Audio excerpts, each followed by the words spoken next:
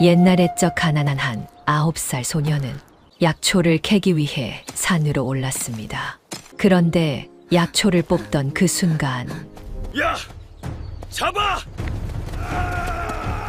누군가에게 쫓기고 있는 여성을 발견하게 되지요.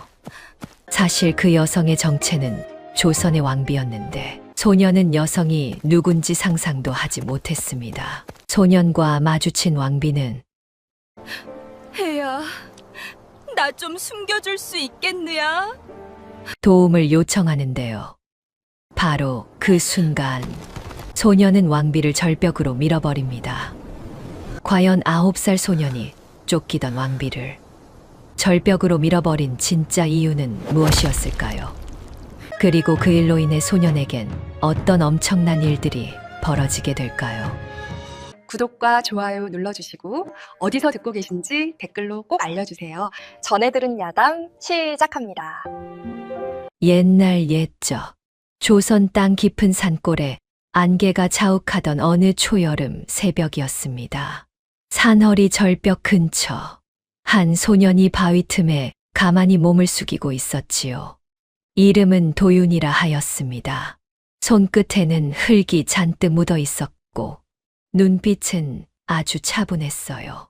소년이 손을 뻗은 곳에는 바위 틈 사이로 자라는 귀한 약초 한 뿌리가 있었습니다.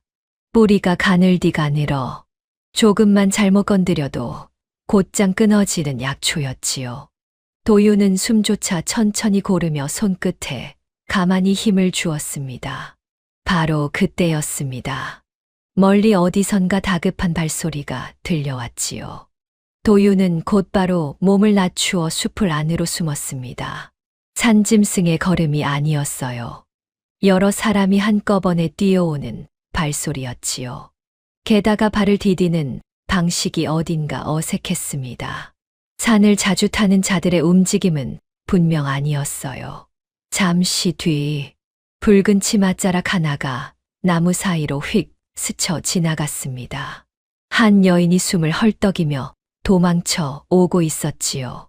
옷은 흙투성이었지만 비단의 결만큼은 감출 수가 없었습니다. 얼굴에는 긁힌 자국이 선명했고 머리에 꽂은 장식도 절반쯤 부서져 있었어요.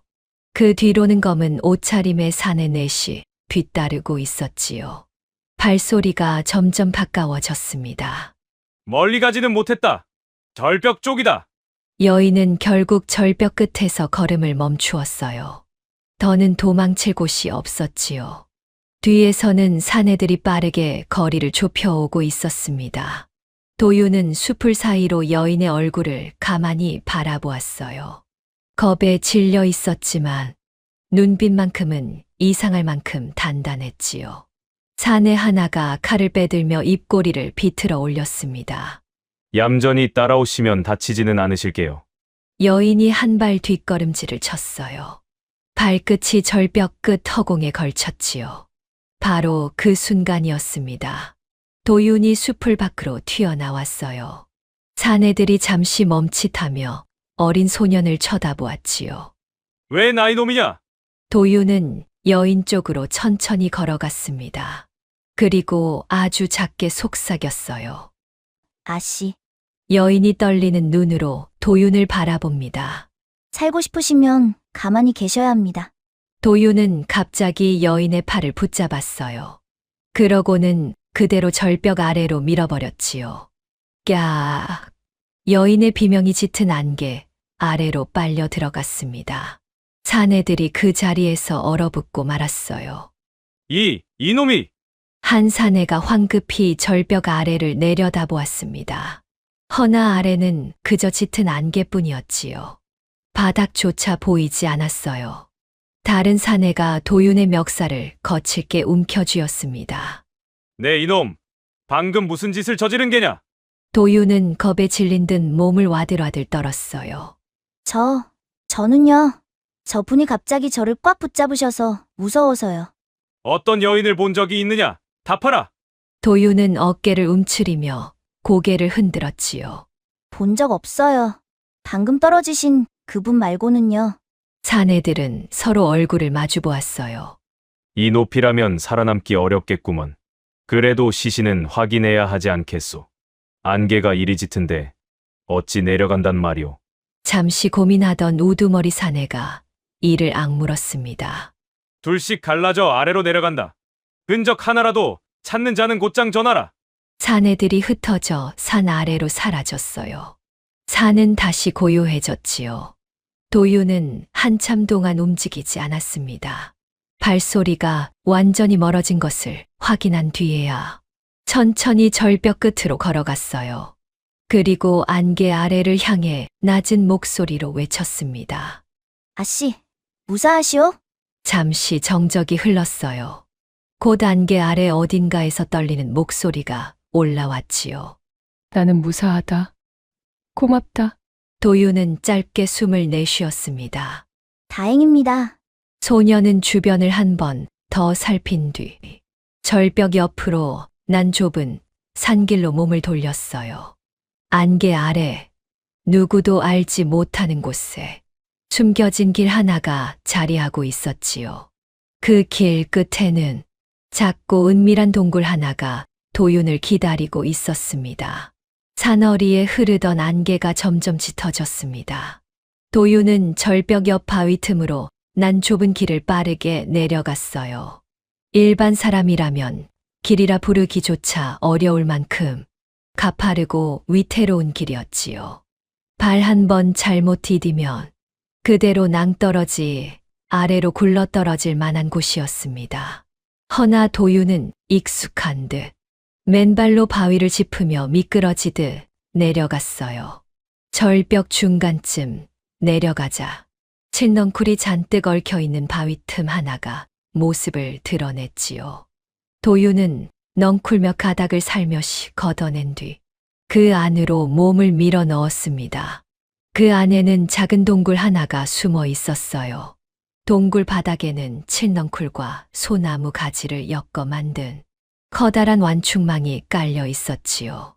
그 위에 떨어진 연화가 숨을 고르며 누워 있었습니다. 연화는 아직도 충격이 가시지 않은 얼굴로 도윤을 바라봅니다. 정말 죽는 줄 알았다. 도윤은 동굴 구석에 숨겨둔 작은 물통을 꺼내 내밀었어요. 천천히 드세요. 한꺼번에 많이 드시면 도리어 토할 수도 있어요.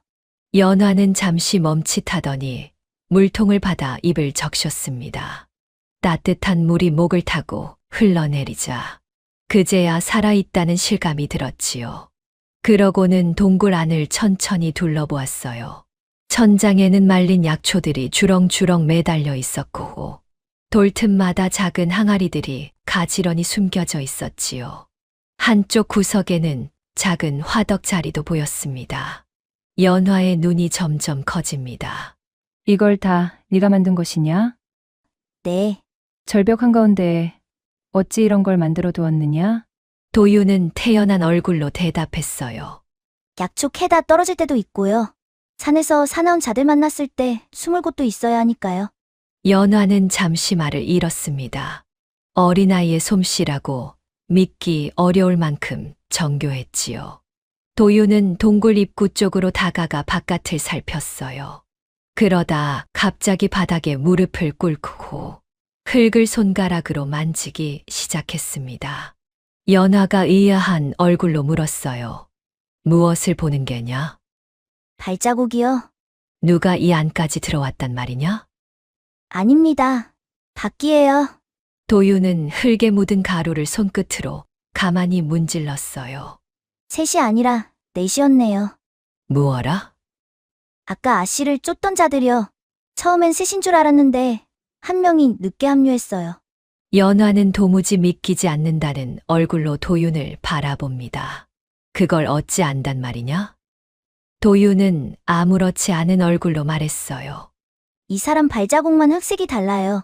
저 아래 개울 건너편 흙이거든요. 늦게 따라 올라온 거예요. 연화는 한참 동안 어린 소년의 옆 얼굴을 가만히 바라보았어요. 평범한 산골 아이라고 생각했는데 점점 그게 아닌 것 같았지요. 도유는 다시 동굴 밖으로 나갔습니다. 잠시 뒤 이상하게 생긴 풀임 몇 개를 손에 들고 돌아왔어요. 연화가 다시 물었지요. 이번엔 또 무엇에 쓰려는 게냐? 곧 비 올 거예요. 하늘은 맑은데? 저 새들 좀 보세요. 연화가 동굴 입구 너머 하늘을 바라봅니다. 새들이 평소보다 한참 낮게 날고 있었지요. 비 오기 전에 벌레 잡아먹으려고 저렇게 낮게 날아요. 도유는 풀잎을 작은 돌절구에 넣고 빻기 시작했습니다.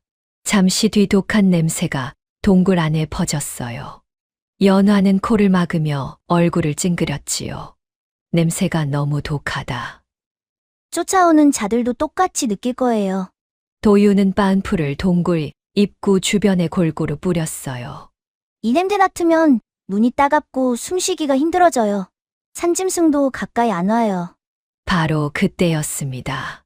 멀리서 희미한 사람 목소리가 들려왔지요. 이 근처다. 흔적이 여기서 끊겼다. 연화 얼굴이 굳어버립니다. 도유는 조용히 입구 틈으로 밖을 살폈어요. 산비탈 위쪽으로 검은 옷자락 몇 개가 나무 사이를 분주하게 오가는 모습이 보였습니다. 도유는 한참 동안 그들의 움직임을 가만히 지켜보았어요. 그러다 낮게 중얼거렸지요. 이상하네. 무엇이 말이냐? 도윤의 눈이 가늘어집니다. 저 사람들 관군이 아니에요. 연화의 표정이 그대로 굳어버렸습니다.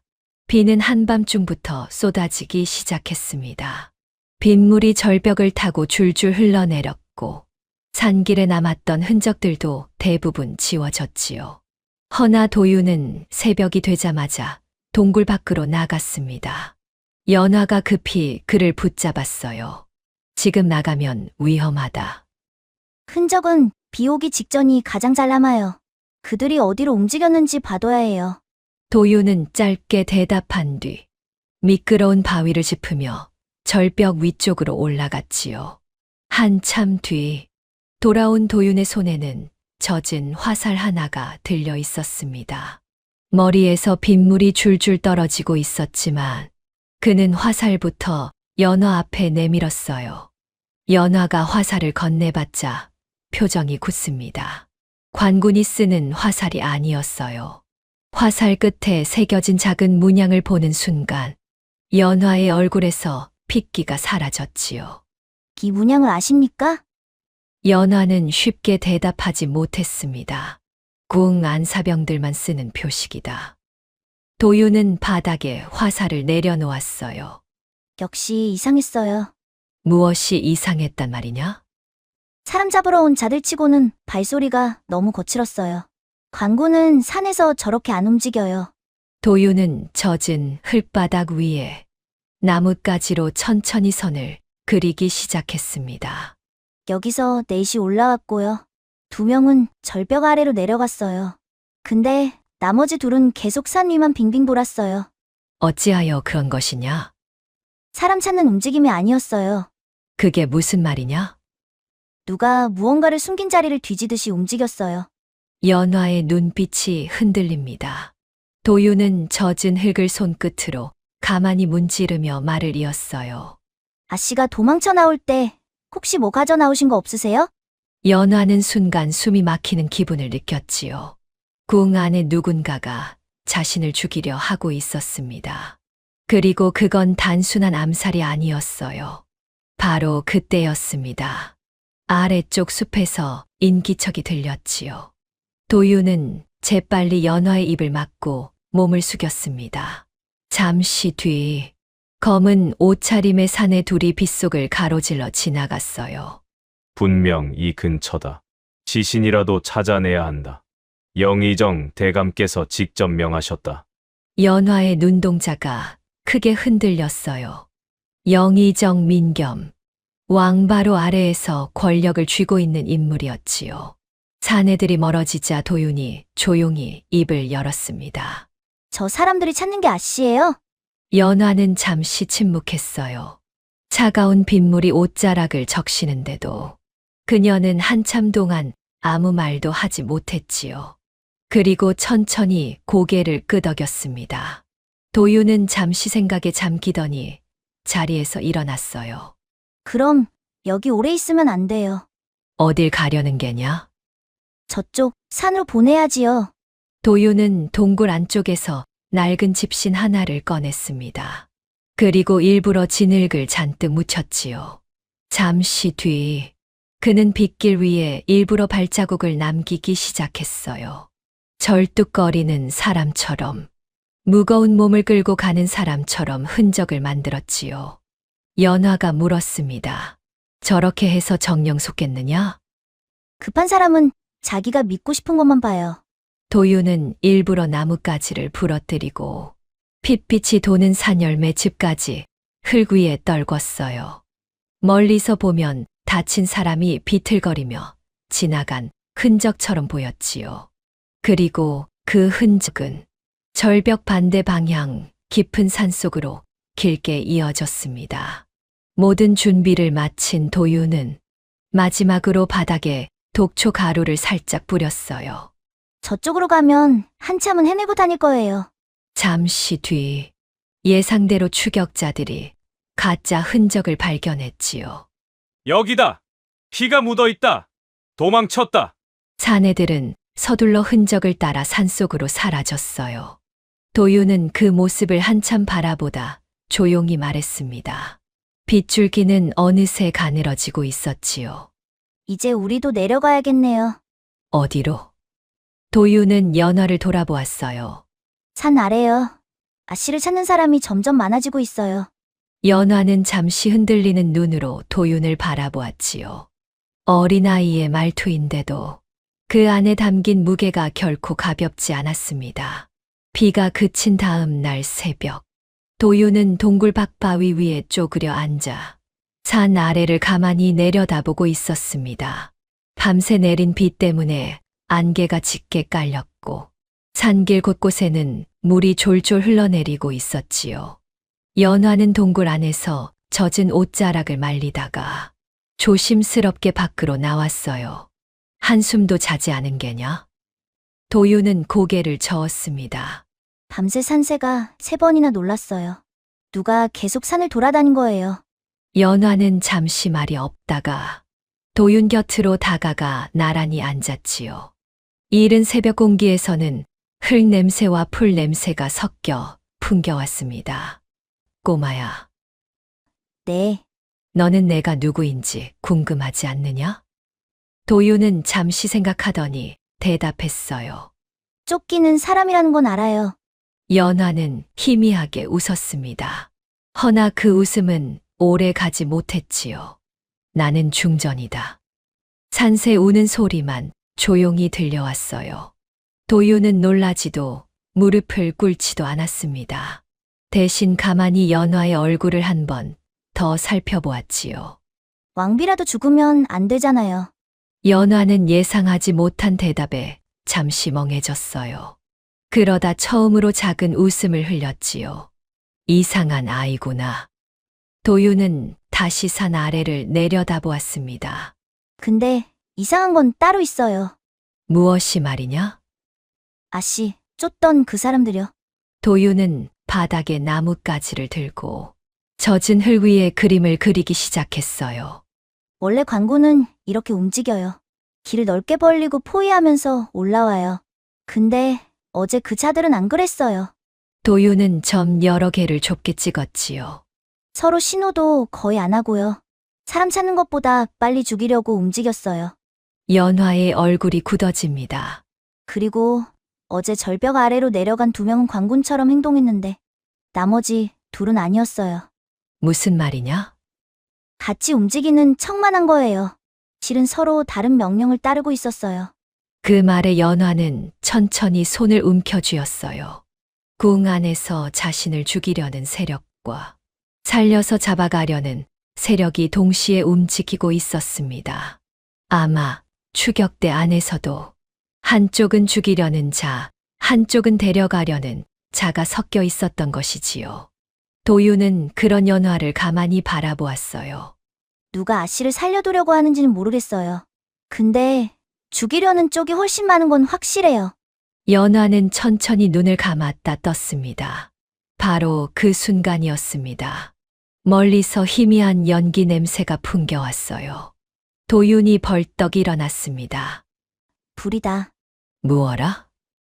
도윤은 산 아래를 노려보았어요. 놈들이 산을 태우고 있어요.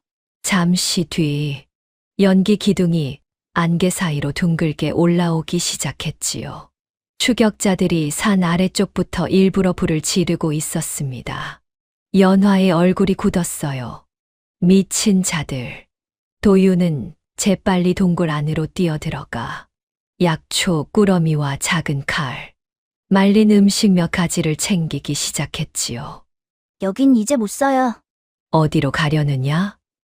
도윤은 잠시 망설이다가 입을 열었습니다. 산 아래로 내려가야 해요. 위험하다. 계속 숨어만 있으면 결국 잡혀요. 연화는 도윤의 얼굴을 가만히 바라보았어요. 아직 어린아이였지요. 그런데 이상할 만큼 침착했습니다. 도윤은 짐을 둘러매며 말했어요. 궁으로 돌아가셔야지요. 연화의 눈빛이 흔들립니다. 도윤은 덧붙였지요. 아씨를 죽이려는 사람이 궁 안에 있으면 거기서 끝내야 하잖아요. 잠시 침묵하던 연화는 천천히 고개를 끄덕였어요. 내 말이 맞다. 숨어있는 동안 저자들은 점점 가까워질 것이다. 밖에서는 산불 연기가 점점 가까워지고 있었습니다. 매캐한 냄새가 동굴 안까지 스며들었지요. 도윤은 마지막으로 동굴 안을 한번 둘러보았어요. 오랫동안 자신을 지켜준 자리였습니다. 허나 머뭇거릴 시간은 없었지요. 소녀는 집신끈을 단단히 동여매고 동굴 밖으로 나섰습니다. 연화도 흙 묻은 치맛자락을 한번 털어내고 도윤의 뒤를 따랐어요. 발밑 바위는 아직도 비에 젖어 미끄러웠지요. 두 사람의 그림자가 짙은 안개 속으로 천천히 사라져 갔습니다. 도윤과 연화는 해가 뜨기 전에 산을 내려가기 시작했습니다. 도윤은 사람이 다니는 큰 길 대신 짐승들이 다니는 좁은 산길만 골라 움직였지요. 중간중간 일부러 물가를 건너 흔적을 지웠고 마른 풀을 묶어 뒤쪽 발자국을 흐트러뜨렸습니다. 가끔은 일부러 다른 방향으로 발자국을 남긴 뒤 다시 돌아와 본래 길로 들어서기도 했지요. 연화는 그 모습을 가만히 지켜보았어요. 평생 궁 안에서만 살아온 그녀에게 이 모든 광경은 낯설고도 신기했습니다. 누가 가르쳐 준 것이냐? 살다 보니까 알게 됐어요. 도윤은 그 이상 말하지 않았어요. 산속 어딘가에 부모가 있었는지, 어쩌다 혼자가 되었는지, 그에게는 다 지난 이야기일 뿐인 듯 했지요. 반나절쯤 지났을 무렵, 산 아래 작은 장터가 모습을 드러내기 시작했습니다. 도윤은 걸음을 멈췄습니다. 수많은 사람들이 오가고 있었어요. 소를 끌고 가는 농부, 생선을 늘어놓고 파는 상인, 술 취해 다투는 사내들, 어머니 손을 놓치고 우는 어린아이들까지 도윤은 처음 보는 세상을 바라보듯 조용히 눈을 굴렸지요. 연화가 작게 웃었습니다. 신기하느냐? 사람이 너무 많네요. 허나 도윤은 금세 얼굴을 바꿨어요. 저 상인 거짓말하네요. 무어라? 도윤은 한 약장수를 가만히 가리켰지요. 산 약초를 섞어 파는데 손님한테는 귀한 약재라고 하고 있어요. 그걸 어찌 안단 말이냐? 냄새가 달라요. 잠시 뒤 도윤의 시선이 한 사내에게 멈췄습니다. 허름한 옷차림이었지만 걸음이 지나치게 일정했어요. 도윤이 낮게 속삭였지요. 칼 숨기고 있어요. 확실하냐? 왼팔을 계속 안 움직여요. 칼이 떨어지지 않게 누르고 있는 거예요. 바로 그 순간이었습니다. 사내의 시선이 연화 쪽으로 향했어요. 도윤은 재빨리 연화의 손목을 잡고 사람들 사이로 몸을 숨겼지요. 고개 숙이세요. 곧 뒤쪽에서 거친 목소리가 들려왔습니다. 방금 지나간 여인 못 봤소? 비단 옷에 머리 장식이 부서진 여인이오. 자객이었어요. 상인들도 비슷한 차림의 여인을 본 적이 있다고 웅성거리기 시작했지요. 도윤은 주변을 빠르게 살폈습니다. 그리고 일부러 엿장수 좌판을 발로 걷어찼어요. 아. 옆판이 와르르 넘어지자 사람들이 한꺼번에 몰려들었어요. 순식간에 장터는 아수라장이 됐지요. 도윤은 그 틈에 연화를 데리고 좁은 골목 안으로 뛰어들었습니다. 둘은 한참을 달린 뒤에야 멈춰 섰어요. 연화가 숨을 몰아쉬었지요. 너는 사람을 보는 눈이 어찌 그리 빠르냐. 도윤은 담장 너머를 살피며 대답했습니다. 산에서는 방심하면 죽어요. 여기도 똑같아요. 잠시 뒤 도윤은 다시 걸음을 멈췄어요. 눈앞에는 거대한 궁궐 담장이 우뚝 서 있었지요. 도윤은 한참 동안 그 높은 담을 올려다보았습니다. 붉은 기와가 햇살에 반짝였고 담장 위로는 멀리 솟은 전각의 처마 끝이 보였어요.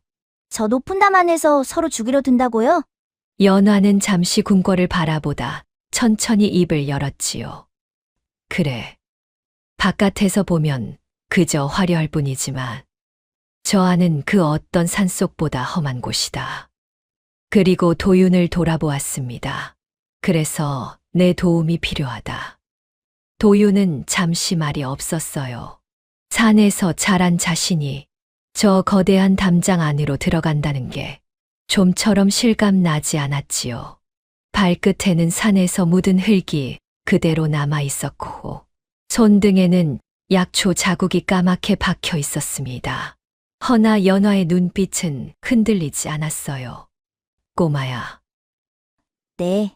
내가 너를 데리고 들어가도 되겠느냐? 도윤은 천천히 고개를 끄덕였어요. 끝까지 가야지요. 바로 그때였습니다. 국문 앞을 지키던 군사들이 연화를 발견하고 깜짝 놀라 달려오기 시작했지요. 중전마마! 중전마마께서 살아 돌아오셨다. 발소리가 우르르 몰려오자 연화는 깊게 숨을 한 번 들이마셨습니다. 도윤은 그 옆에서 가만히 군사들을 바라보았어요. 창을 든 군사들의 발걸음이 점점 가까워졌지요. 이제 정말로 어린 소년이 궁궐 안으로 들어서는 순간이었습니다. 궁 안은 순식간에 소란스러워졌습니다. 죽은 줄로만 알았던 중전이 살아 돌아왔다는 소식에 내관들과 궁녀들이 정신없이 뛰어다녔지요. 대신들까지 급히 불려오면서 편전 앞마당은 사람들로 가득 찼습니다. 도윤은 그 모든 광경이 낯설기만 했어요. 다들 왜 저렇게 뛰어다녀요? 연화는 피곤한 얼굴로 대답했지요. 궁은 원래 작은 일도 크게 흔들리는 곳이다. 잠시 뒤 편전문이 천천히 열리고 왕 이강이 모습을 드러냈습니다. 골룡포 자락이 바닥을 스치며 묵직한 소리를 냈지요. 날카로운 눈매의 마른 얼굴. 생각보다 젊었지만 어딘가 깊이 지쳐 보였어요. 광대뼈가 두드러져 보였고 눈 밑에는 잠을 제대로 못 잔 사람 특유의 어두운 그림자가 짙게 깔려 있었지요. 이강은 연화를 보는 순간 굳어진 표정을 감추지 못했습니다. 정말 살아 있었구나. 목소리는 차분했지만 끝이 미세하게 떨리고 있었어요. 연화는 조용히 무릎을 꿇었지요. 전하. 허나 그 순간 대신 하나가 앞으로 성큼 나섰어요. 전하! 저 정체 모를 아이는 내쫓으셔야 합니다. 다른 대신들도 곧장 수군거리기 시작했지요. 산에서 나타난 아이라 하옵니다. 중전마마를 홀린 게 아닙니까? 수상한 자입니다. 도윤은 가만히 대신들을 바라보았습니다. 저마다 옷자락을 바로잡고 헛기침을 내뱉었지만 눈빛에 흐르는 동요까지 숨길 수는 없었지요. 바로 그때였어요. 도윤의 눈빛이 왕의 손끝에 멈췄지요. 이강은 순간 손을 뒤로 감췄지만 이미 늦었습니다. 도윤이 천천히 입을 열었어요. 전하 처음 뵙는 자리에 황송하오나 전하께선 독을 드신 듯하옵니다. 순간 편전 안공기가 얼어붙었지요. 이놈이 감히! 대신 하나가 버럭 소리쳤습니다. 허나 도윤은 계속 왕을 바라보았어요. 손톱 끝 색이 이상하옵고 입술도 마르고 숨 쉴 때 가슴이 자주 막히시지요. 이강의 눈빛이 흔들립니다. 도윤은 한 걸음 천천히 앞으로 걸어 나갔어요. 그리고 아까부터 손을 계속 떨고 계셨사옵니다. 눈에 띄지 않는 독을 조금씩 오래 드셔 오신 것이에요. 연화의 얼굴도 굳어졌지요. 왕의 의원들이 급히 나섰습니다. 가장 앞에 선 늙은 의원이 어수룩한 손짓을 하며 말했지요. 전하의 몸은 그저 정사로 인한 피로일 뿐이옵니다. 어찌 천한 산골 아이의 말을 믿으시려 하옵니까? 도윤은 의원들을 가만히 바라보았어요. 그럼 어찌하여 전하 침소에서는 독초 냄새가 나옵니까? 순간 의원 하나의 표정이 무너졌지요. 도윤은 그걸 놓치지 않고 말을 이었습니다. 독초를 오래 조금씩 드시면 저렇게 돼요. 몸이 천천히 갉아먹히는 것이지요.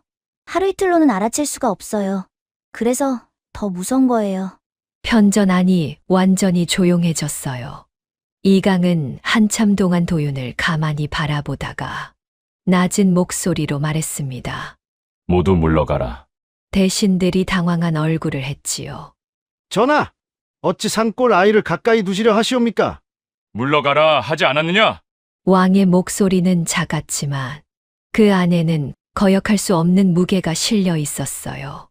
대신들과 내관들이 황급히 빠져나갔습니다. 편전 안에는 왕과 연화, 그리고 어린 도윤만이 남게 되었지요. 잠시 침묵이 흘렀어요. 밖에서는 바람이 처마 끝을 스치는 소리만 들려왔습니다. 이강은 자리에 천천히 앉으며 옷자락을 다잡았어요. 그러고는 천천히 입을 열었지요. 중전. 네, 전하. 저 아이는 대체 누구인가? 연화는 도윤을 가만히 바라보았어요. 흙 묻은 발에 낡은 집신을 신은 아직 어린 소년이었습니다. 허나 그 작은 어깨 위에는 무언가 보이지 않는 무게가 얹혀 있는 듯했지요. 연화는 잠시 숨을 골랐어요. 그러고는 조용한 목소리로 입을 열었습니다. 저를 구해준 아이옵니다. 이강은 한참 동안 말없이 도윤을 바라보았습니다. 도윤은 그 시선을 피하지도 두려워하지도 않았지요. 오직 왕의 손끝과 숨소리만을 가만히 살피고 있었어요. 마치 산속에서 사슴 발자국을 따라가던 그때와 같은 눈빛이었습니다. 왕 이강이 사람들을 모두 물린 뒤에도 편전 안공기는 무겁게 가라앉아 있었습니다. 연화는 도윤을 가만히 바라보았어요. 정령 독이 맞느냐? 도윤은 왕 가까이 다가갔지요. 그리고 허락도 없이 왕의 손목을 가만히 붙잡았습니다. 밖에 있던 내관들이 깜짝 놀라 움직이려 했지만 이강이 손을 들어 막았어요. 도윤은 왕의 맥을 한참 동안 짚었지요. 손가락 끝으로 손목의 떨림을 가만히 느껴보았습니다. 그러고는 가만히 코를 가까이 가져갔어요. 숨에서 냄새가 나옵니다. 의원이 인상을 찌푸렸어요. 허튼 소리 하지 마라. 도윤은 의원의 말을 들은 척도 하지 않았지요. 대신 편전 안을 돌아다니기 시작했습니다. 약탕기 냄새를 맡고 차가 담긴 잔을 가만히 들여다보고 약재 서랍까지 하나하나 열어보았어요. 잠시 뒤 도윤이 작은 약재 봉지 하나를 집어들었지요. 이거 누가 넣었어요? 의원이 급히 대답했습니다. 전하의 기력을 돕는 약재일세. 도윤은 봉지를 열어 천천히 냄새를 맡았어요. 천궁이랑 백부자네요. 그러하다. 몸을 따뜻하게 하는 약재일세. 도윤은 곧장 고개를 저었지요. 따로 드시면 약이 되지만 같이 오래 드시면 몸이 망가져요. 그야말로 독이 되는 거예요. 의원이 비웃었습니다. 어린 놈이 의원 흉내를 내는구나. 허나 도윤은 약탕기 아래 남은 찌꺼기를 손가락으로 집어 보였어요. 여기 한 가지가 더 섞여 있어요.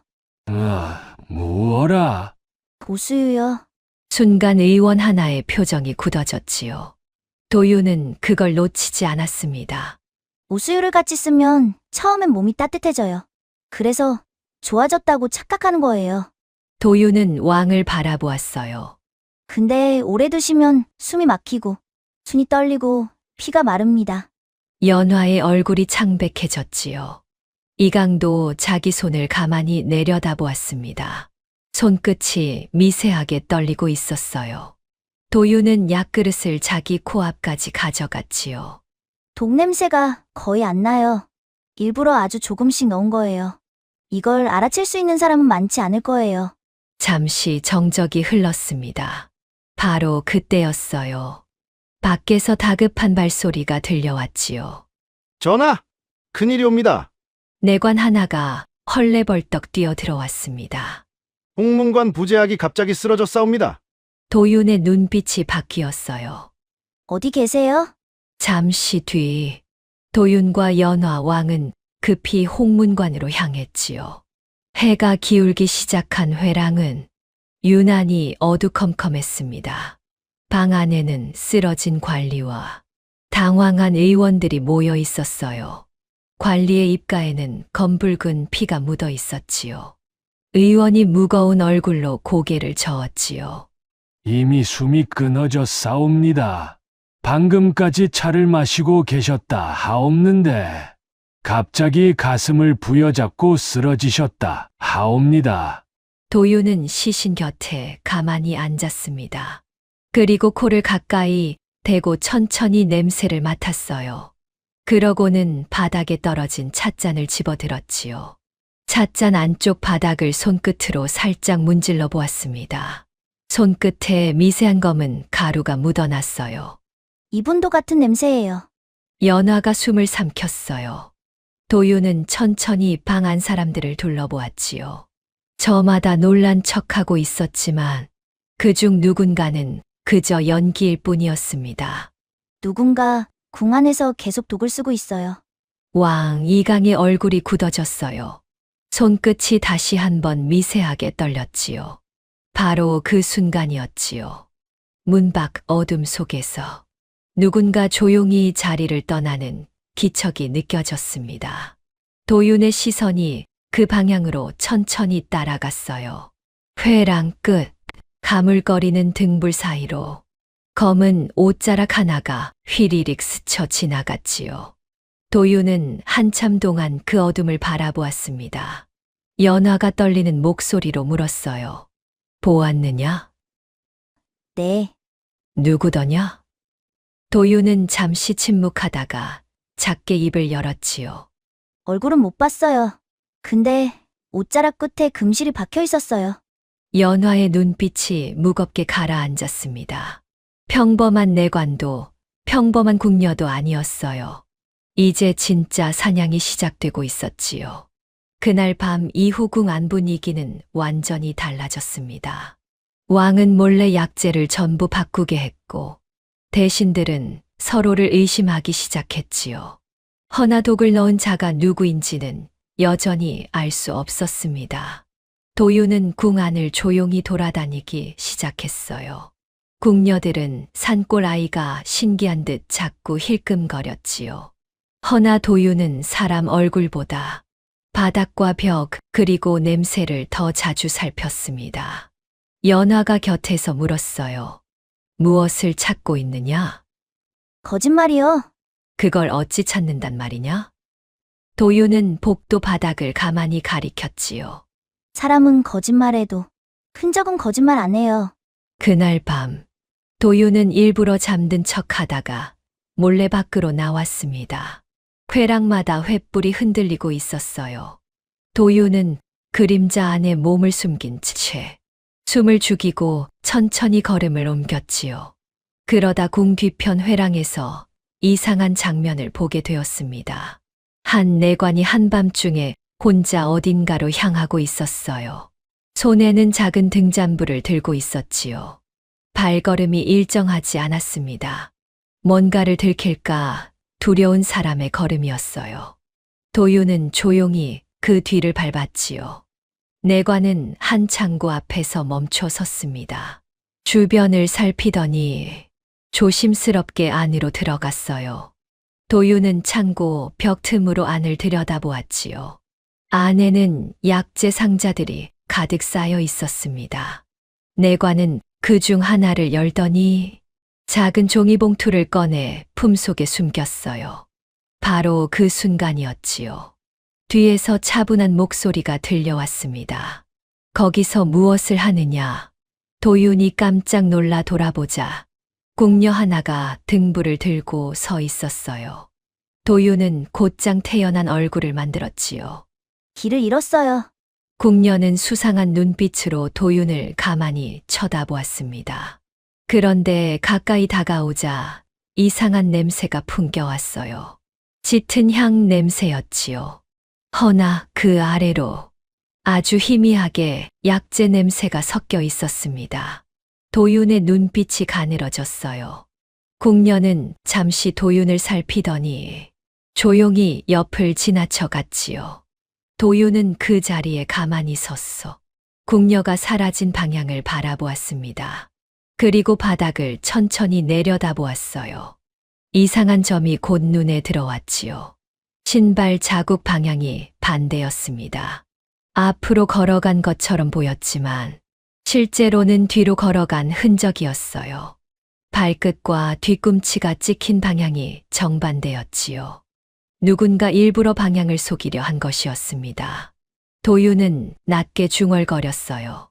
일부러 흔적을 바꾸고 있어. 여기 있는 사람이 한둘이 아니구나. 다음 날 아침, 도윤은 연화의 처소로 한 걸음에 뛰어갔어요. 아씨, 창고를 봐야 해요.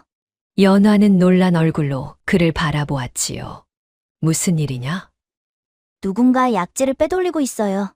근데 일부러 다른 사람이 한 것처럼 흔적을 만들고 있어요. 연화의 얼굴이 굳었습니다. 바로 그때였어요. 밖에서 다급한 비명소리가 들려왔지요. 불이야! 불이 났다! 도윤과 연화는 곧장 처소 밖으로 뛰쳐나갔습니다. 궁 뒤편 창고 한쪽에서 시뻘건 불길이 치솟고 있었어요. 연기가 회색 구름처럼 하늘로 올라갔지요. 궁녀들이 비명을 지르며 뛰어다녔고 내관들은 정신없이 물을 길어 나르고 있었습니다. 도윤은 한참 동안 그 불길을 바라보았어요. 매캐한 연기가 코끝까지 밀려왔지요. 저 안에 있던 약재 상자들, 그 안에 숨겨져 있던 작은 종이봉투들, 이제 다 사라지고 말 것이었습니다.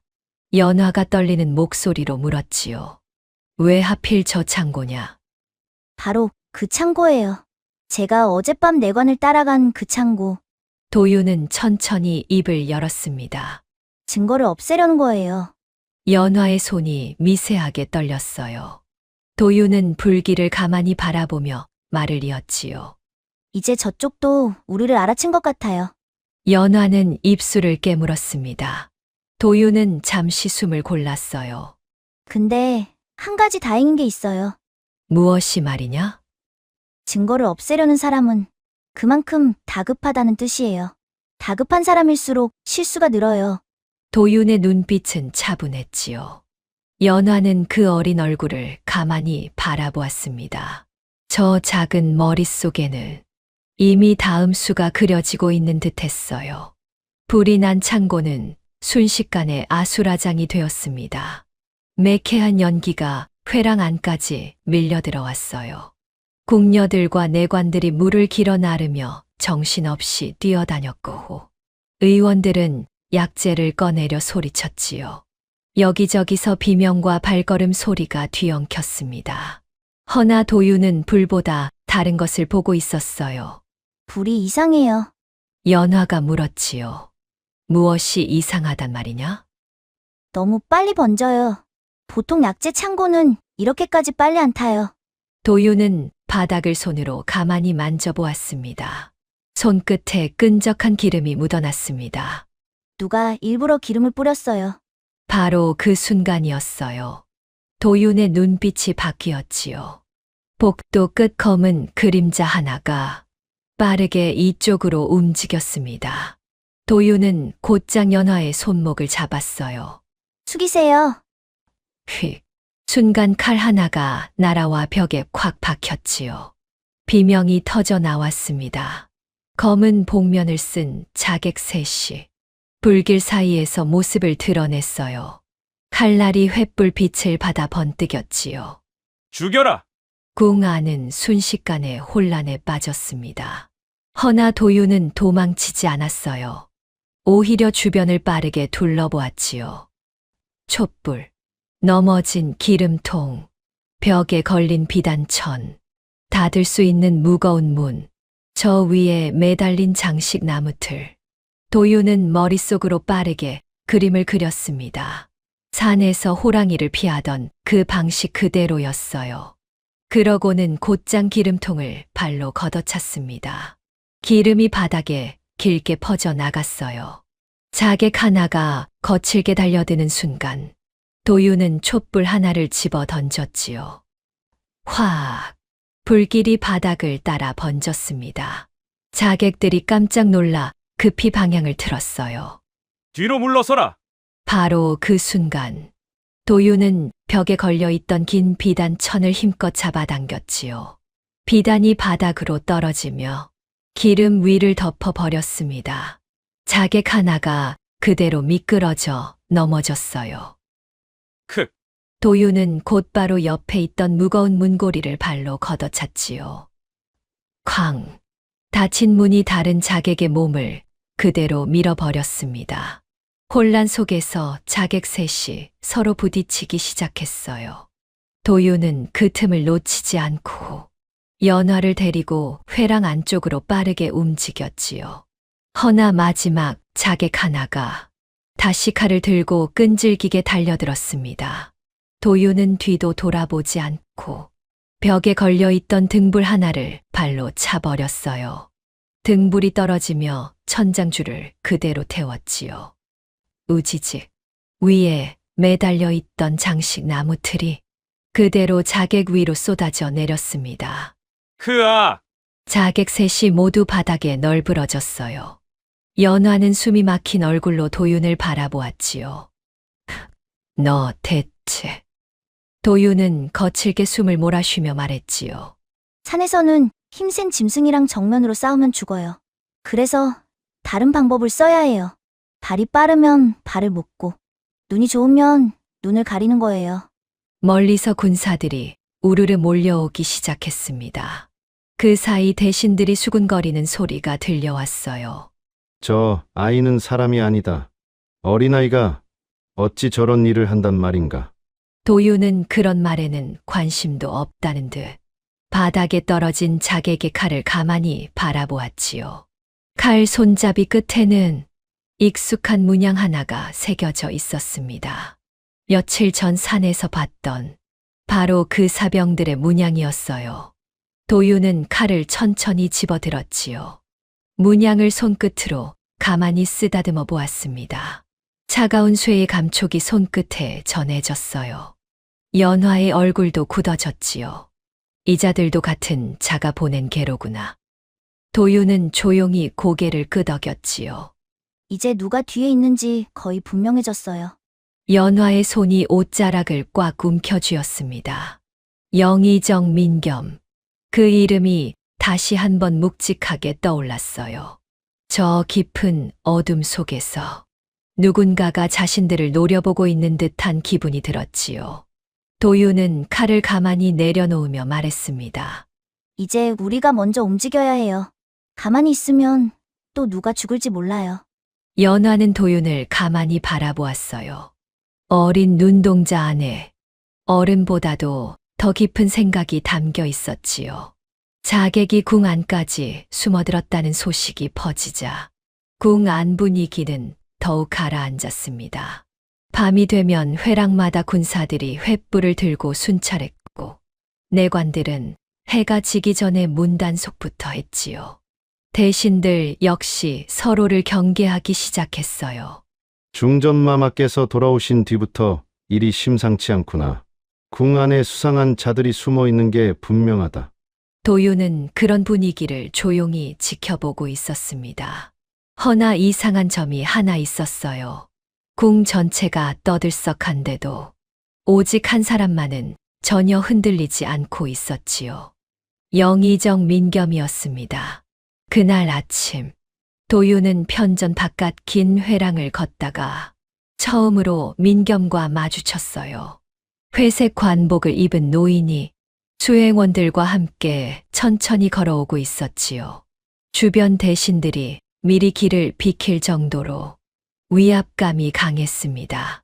민겸은 도윤 앞에서 걸음을 멈췄어요. 그리고 어린 소년을 위아래로 천천히 훑어보았지요. 네가 그 아이로구나. 도윤은 대답 없이 민겸의 얼굴을 가만히 바라보았습니다. 민겸이 작게 웃었어요. 중전을 살리고 궁 안소랑까지 잠재웠다 들었다. 운이 좋았을 뿐이옵니다. 겸손하기까지 하구나. 민겸은 천천히 도윤 가까이 다가왔지요. 허나 궁은 산과 다르다. 도윤은 여전히 아무 말도 하지 않았습니다. 민겸은 낮은 목소리로 말을 이었어요. 산골 아이 하나가 이 큰 궁을 흔들 수 있을 것 같으냐? 잠시 회랑이 조용해졌지요.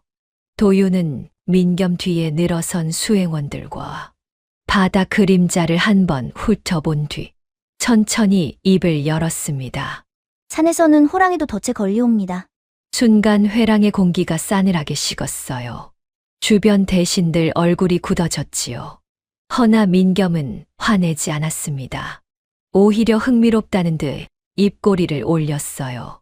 재미있는 아이로구나. 그 말을 남긴 채 민겸은 수행원들과 함께 지나가 버렸지요. 도윤은 멀어지는 그 뒷모습을 가만히 바라보았습니다. 그리고 아주 희미한 냄새를 맡았어요. 약재 냄새였지요. 백부자와 비슷했지만 어딘가 미묘하게 달랐습니다. 도윤의 눈빛이 가늘어졌어요. 그날 밤, 도윤은 자기 처소 앞에서 걸음을 멈췄지요. 창문이 아주 조금 열려 있었습니다. 분명 낮에 나갈 때는 닫아두었던 창이었어요. 도윤은 곧장 안으로 들어가지 않았지요. 대신 주변을 천천히 살폈습니다. 바닥에 먼지, 문 그림자, 창틀에 남은 흔적. 잠시 뒤 도윤은 발밑에 작은 돌멩이 하나를 집어 문틈 아래로 살며시 굴렸어요. 또르르. 바로 그 순간이었지요. 휙. 무언가 문틈을 스치며 지나갔습니다. 도윤은 재빨리 몸을 뒤로 뺐어요. 곧 창문이 활짝 열리며 검은 옷차림의 사내 하나가 밖으로 몸을 날렸지요.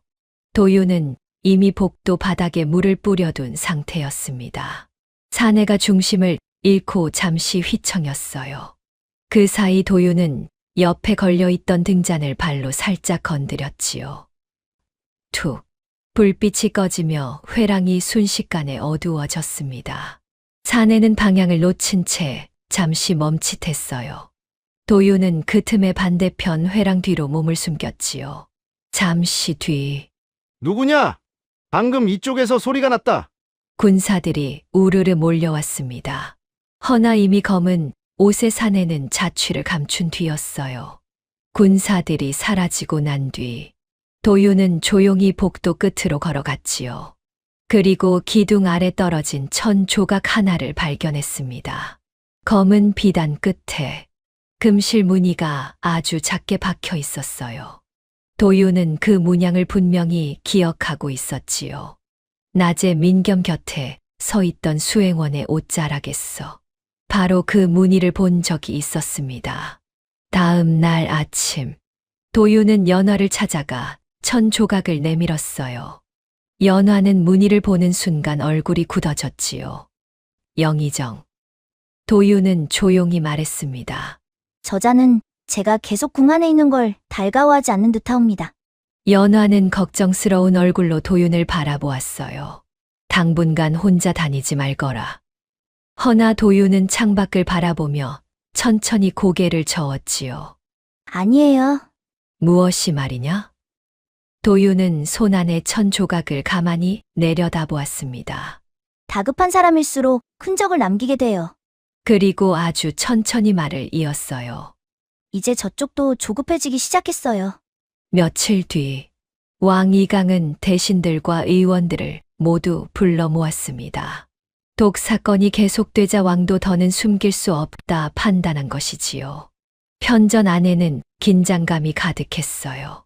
저마다 자리를 잡고 앉았지만 누구 하나 편한 얼굴이 없었습니다. 도유는 한쪽 구석에 가만히 앉아 사람들을 조용히 바라보고 있었어요. 평소라면 어린아이가 끼어 있을 자리가 아니었지요. 허나 왕이 직접 드리라 하였기에 아무도 그를 막을 수 없었습니다. 누군가는 식은땀을 흘렸고 누군가는 시선을 피했지요. 또 누군가는 괜히 목을 자꾸 만지작거렸어요. 바로 그때였습니다. 도윤의 시선이 한 사람에게 멈췄지요.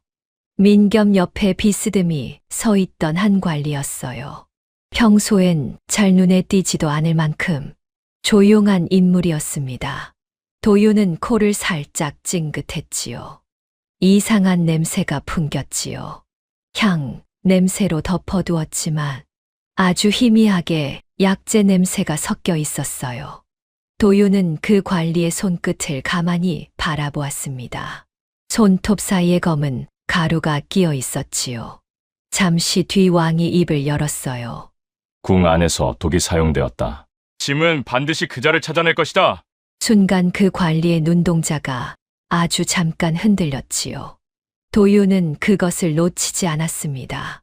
회의가 끝난 뒤 도윤은 몰래 그 관리의 뒤를 따라갔어요. 관리는 계속 주변을 살피며 궁 뒤편 창고 쪽으로 움직였지요. 도윤은 멀찍이 거리를 두고 발소리를 죽인 채 따라갔습니다. 잠시 뒤 관리가 작은 창고 안으로 들어갔어요. 창고는 평소엔 잘 쓰지 않는 듯 거미줄까지 보였지요. 도윤은 창문 틈으로 안을 들여다보았습니다. 남자는 바닥에 돌 하나를 밀어 올렸어요. 평범해 보이는 바닥돌이었지만 사실은 위장이었던 것이지요. 그 아래에는 작은 항아리 여러 개가 가지런히 숨겨져 있었습니다. 남자는 급하게 항아리 하나를 꺼내더니 어딘가로 숨기려 했지요. 바로 그 순간이었습니다. 거기서 무엇 하세요? 남자가 화들짝 놀라 뒤를 돌아보았어요. 도윤이 어느새 창고 입구에 서 있었지요. 남자는 억지로 웃어 보였습니다. 그저 약재를 정리하던 중이다. 도윤은 천천히 안으로 들어갔어요. 거짓말이네요. 남자의 얼굴이 굳었지요. 도윤은 항아리를 가만히 가리켰습니다. 향, 냄새를 너무 많이 뿌리셨어요. 독 냄새 숨기시려고 그러신 거죠? 남자는 급히 뒷걸음질을 쳤어요. 무슨 말을 하는지 도통 모르겠구나. 그리고 계속 왼손만 숨기고 계시잖아요. 도윤은 남자의 손을 가만히 바라보았지요. 손끝이 미세하게 떨리고 있었습니다. 독을 자주 만진 사람들은 손끝 피부가 까칠하게 거칠어져요. 남자는 결국 품속에서 작은 칼을 꺼내 들었어요. 허나 바로 그 순간 창고 밖에서 군사들이 우르르 들이닥쳤지요. 연화가 이미 사람을 보내둔 것이었습니다. 남자는 그대로 붙잡혔어요. 군사들이 항아리를 열어보자 안에서는 문제의 약재들이 와르르 쏟아져 나왔지요. 오수유, 백부자, 그 외 알 수 없는 검은 가루들까지. 한눈에 봐도 평범한 약재 창고가 아니었습니다. 연화는 충격받은 얼굴로 남자를 바라보았어요. 누구의 짓이었느냐? 남자는 입을 다문 채 떨고만 있었어요. 도윤은 바닥에 떨어진 종이 한 장을 가만히 집어들었지요. 거기엔 특정한 날짜와 약재 이름들이 빼곡히 적혀 있었습니다. 그리고 마지막 줄, 동쪽 창고. 도윤은 천천히 고개를 들었어요. 연화의 눈을 정면으로 바라보며 입을 열었지요. 아직 더 있어요. 연화의 얼굴이 차갑게 굳어졌습니다. 도윤은 종이를 손안에서 가만히 접었어요. 이번엔 제가 먼저 가야 해요. 위험하다. 빨리 가지 않으면 또 태워버릴 거예요. 연화는 한참 동안 도윤을 바라보았지요. 그리고 천천히 고개를 끄덕였습니다. 군사를 함께 보낼 것이다. 혼자 가게 두지는 않을 것이다. 도윤은 짧게 고개를 숙였어요. 그리고 창고 밖으로 걸음을 내디뎠지요. 밤바람이 차갑게 그의 옷자락을 흔들고 있었습니다. 저 멀리 동쪽 하늘 끝에서 짙은 구름이 천천히 몰려오고 있었어요. 동쪽 창고는 궁에서도 거의 쓰이지 않는 오래된 곳이었습니다. 낡은 처마 끝에서는 새들이 둥지를 틀 정도였지요. 밤이 깊어지자 도윤과 연화, 군사 몇이 몰래 그곳으로 향했어요. 창고 문은 굳게 잠겨 있었지요. 녹슨 자물쇠에는 거미줄까지 얽혀 있었습니다. 허나 도윤은 문 아래 바닥을 손으로 가만히 쓸어보더니 말했어요. 최근까지 누가 드나든 자국이에요. 그걸 어찌 안단 말이냐? 먼지 색이 달라요. 오래된 먼지는 회색이고 새로 묻은 발자국은 갈색이에요. 군사들이 문을 부수고 안으로 들어갔지요. 창고 안에는 오래된 상자들과 곡식 포대들이 켜켜이 쌓여 있었지요. 겉보기엔 그저 평범한 창고였습니다. 허나 도윤은 곧장 구석벽으로 걸어갔어요. 그리고 벽돌 하나를 가만히 손으로 눌렀지요. 딸깍. 숨겨진 공간이 스르륵 열렸습니다. 연화의 눈빛이 흔들렸어요. 안에는 작은 나무 상자 하나가 가만히 놓여 있었지요. 군사가 조심스럽게 상자를 열었습니다. 순간 모두의 얼굴이 굳어졌어요. 안에는 두꺼운 장부와 함께 수십 개의 금괴가 가지런히 들어 있었지요. 도윤은 장부를 천천히 펼쳐보았습니다. 첫 장부터 이상했어요. 약재 이름, 날짜, 금액, 사람 이름들이 빼곡히 적혀 있었지요. 허나 뒤로 넘길수록 내용은 더욱 끔찍해졌습니다. 사병 운용 기록, 무기 거래 내역, 독을 사고 판 흔적, 도윤의 손끝이 떨리기 시작했어요. 그리고 마지막 장, 왕이 쓰러지면 서쪽 군영이 움직인다. 연화의 손이 가늘게 떨렸지요. 왕위를 노리는 반란이로구나. 그저 권력 다툼이라 여겼던 일이 이미 나라를 뒤집을 음모로 자라나 있었던 것입니다. 바로 그 순간이었어요. 밖에서 갑자기 비명 소리가 들려왔지요. 습격이다! 적이다! 창고 밖으로 화살이 쏟아지듯 날아들기 시작했습니다. 군사 하나가 그대로 바닥에 쓰러졌어요. 도윤은 곧장 등불을 입김으로 꺼버렸지요. 창고 안이 순식간에 짙은 어둠에 잠겼습니다. 엎드리세요. 푹, 푹. 화살이 벽에 박히는 소리가 사방에서 들려왔어요. 남은 군사들이 급히 문을 막아섰지요. 밖에서는 검은 복면을 쓴 자들이 몰려오고 있었습니다. 연화가 다급히 물었어요. 어찌해야 하느냐? 도윤은 어둠 속에서 창고 바닥을 빠르게 살폈지요.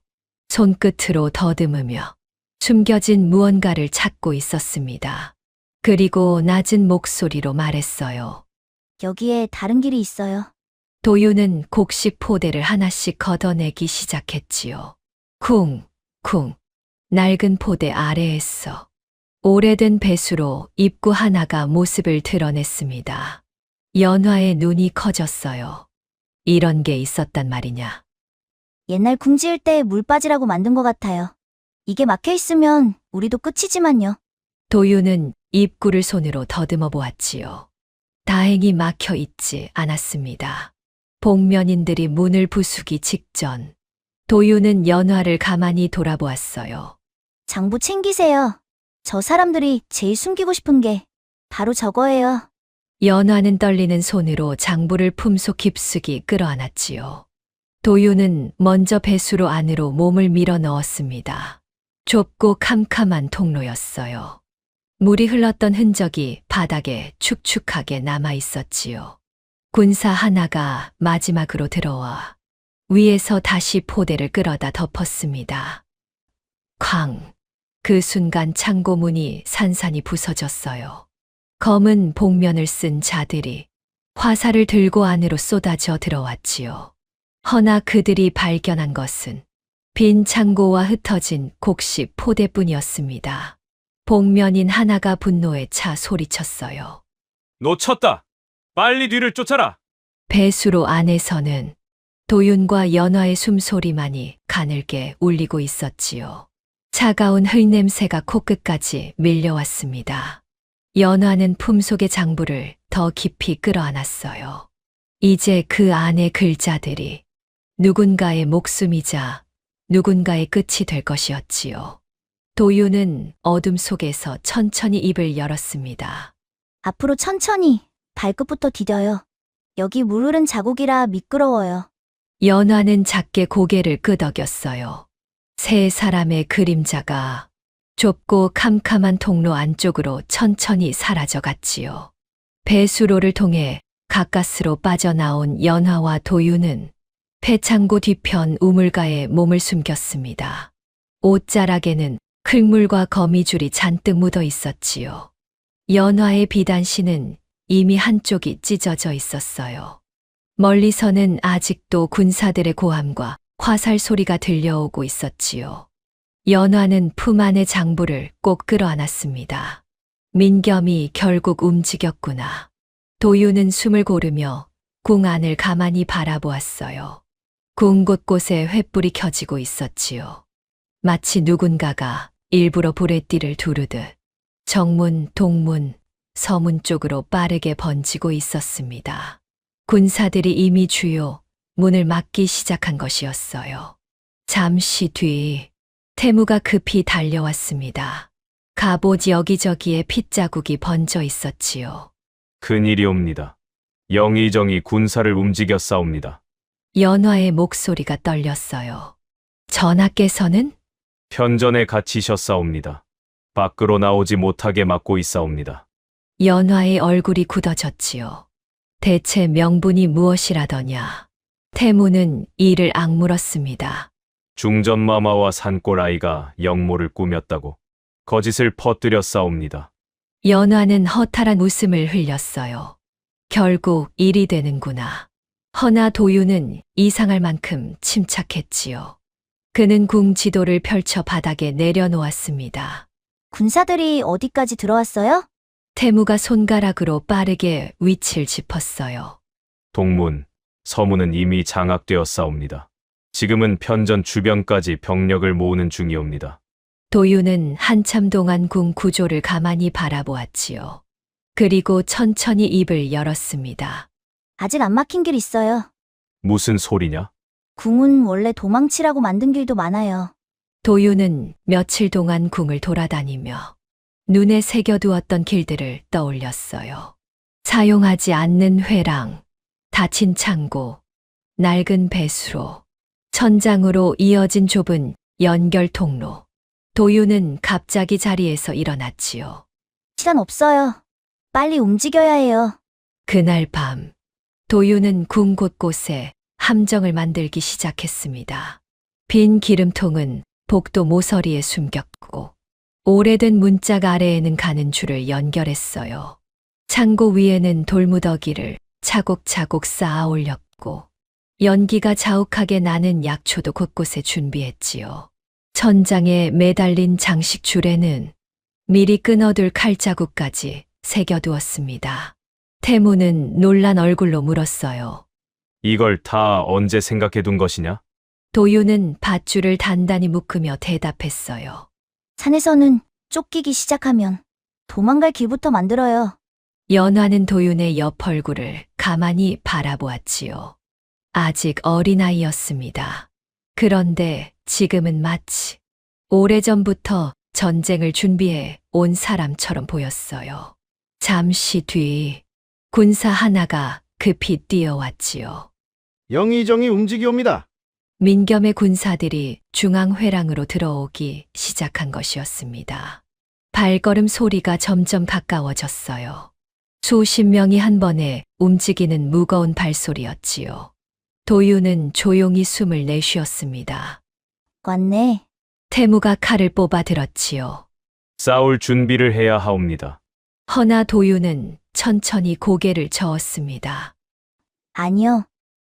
그럼 도윤의 눈빛이 차분하게 가라앉았어요. 이번엔 제가 쫓는 쪽이에요.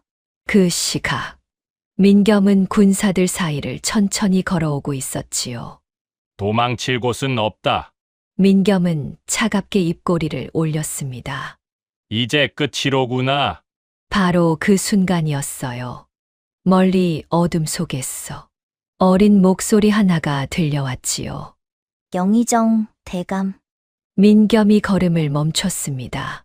도윤이 긴 회랑 끝, 어둠 속에 가만히 서 있었어요. 절 찾고 계셨죠? 민겸이 비웃듯 입꼬리를 더 올렸지요. 겁도 없이 제 발로 나왔구나. 도윤은 천천히 뒤로 한 발 물러섰습니다. 잡으러 와보세요. 그리고 어둠 속으로 휙 사라졌어요. 민겸의 얼굴에 싸늘한 웃음이 번졌지요. 쫓아라. 군사들이 우르르 도윤이 사라진 어둠 속으로 달려갔습니다. 발걸음 소리가 회랑을 가득 채웠어요. 허나 바로 그 순간부터 궁 전체가 거대한 덫으로 변하기 시작했습니다. 민겸의 군사들은 도윤을 쫓아 궁 안 깊숙이 들어갔습니다. 저마다 칼과 창을 들고 있었지요. 얼굴에는 살기가 가득했어요. 허나 이상하게도 복도가 자꾸 갈라졌어요.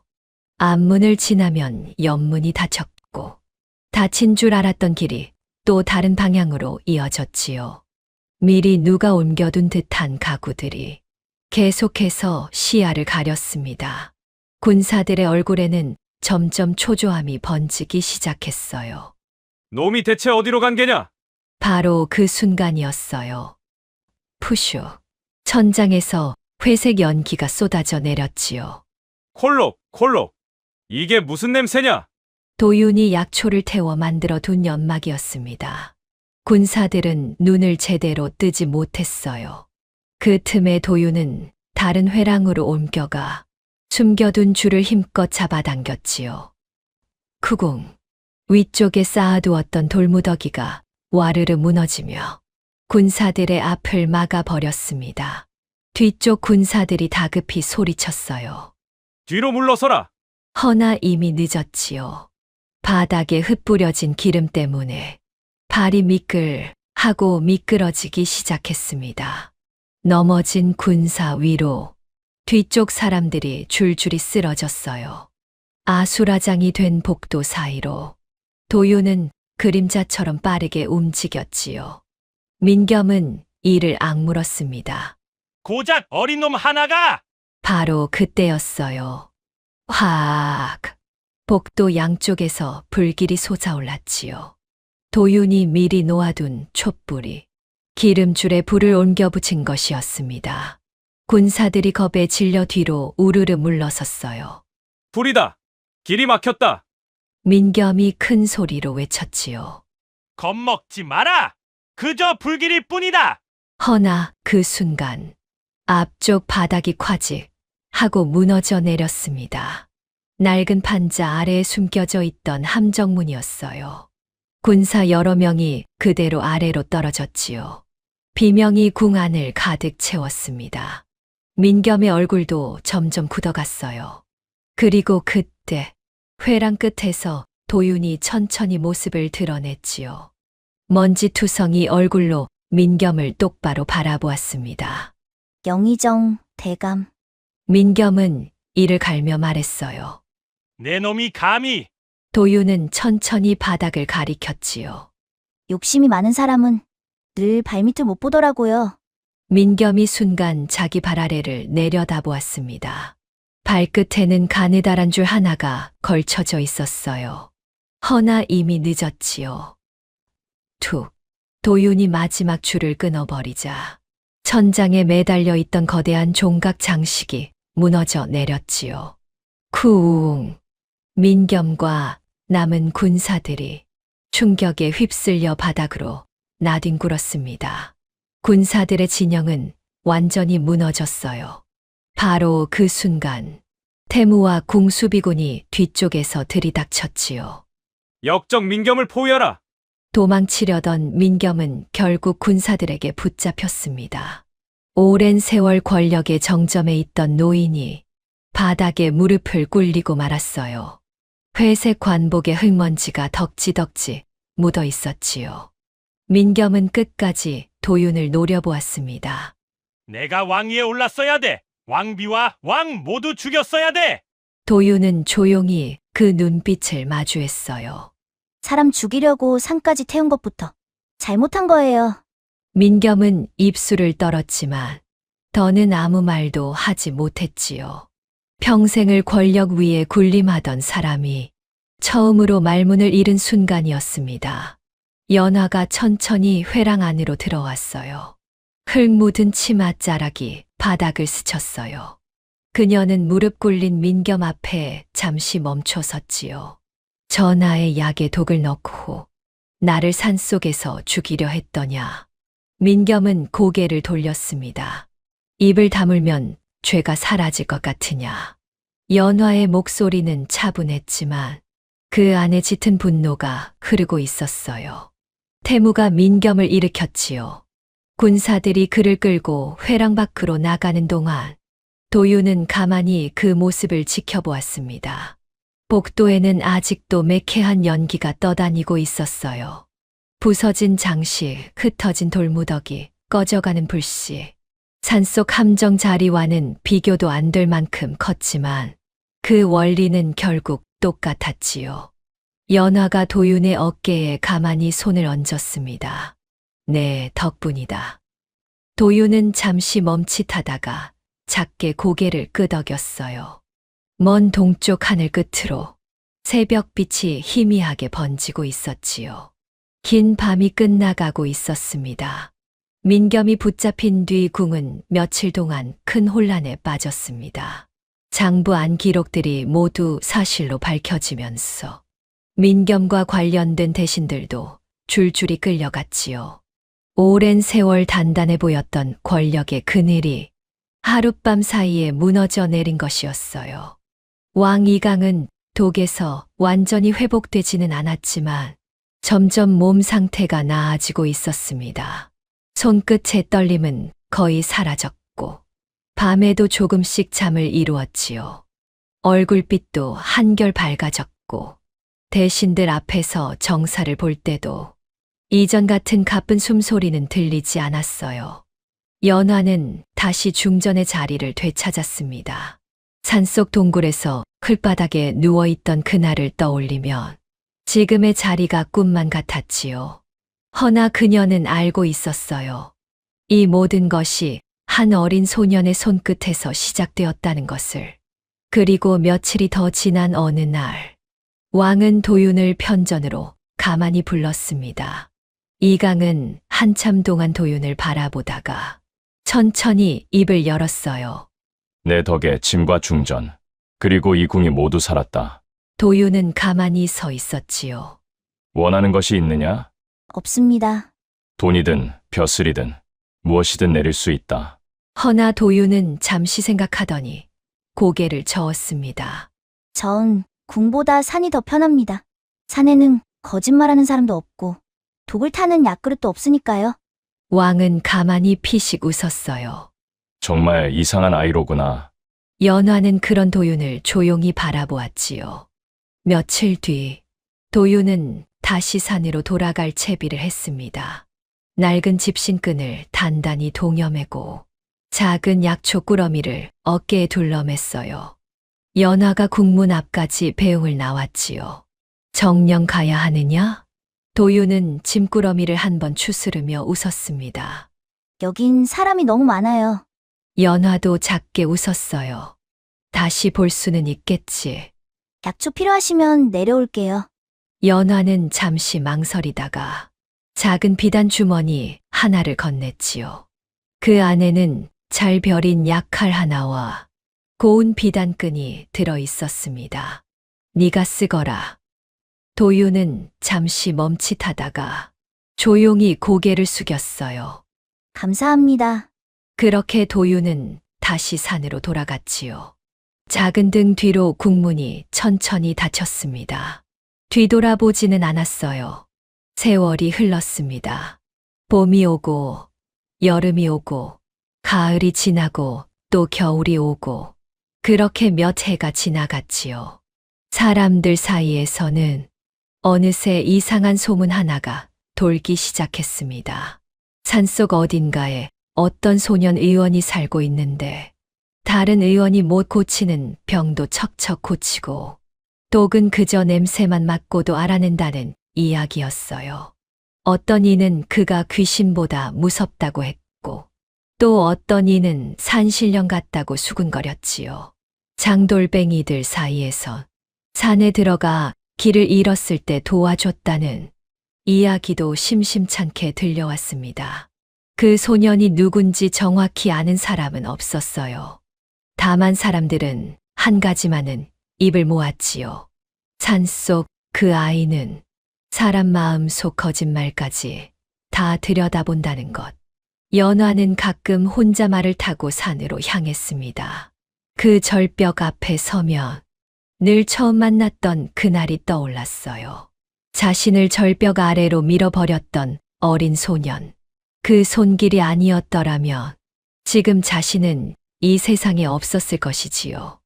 연화는 바람에 흔들리는 칠넝쿨을 가만히 바라보았습니다. 안개 너머에서는 산새 우는 소리가 들려왔어요. 참 이상한 인연이었구나. 그녀는 작게 미소 지었지요. 그러고는 품속에서 작은 약초 꾸러미 하나를 꺼냈습니다. 도윤이 좋아하던 산골 차잎이었어요. 연화는 그 꾸러미를 절벽 옆 바위 위에 가만히 올려두었지요.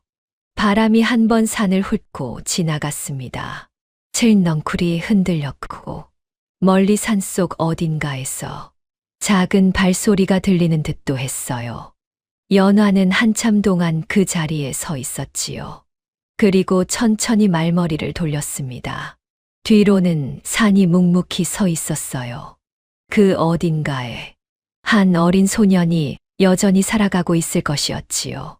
산은 거짓말하지 않는다고 도윤은 늘 말했습니다. 그리고 산이 길러낸 그 아이 또한 세상 끝까지 거짓말하지 않을 것이었어요. 이것이 바로 조선 어느 산골에서 시작된 작은 인연 하나가 한 나라의 운명을 바꿔놓았던 이야기였지요.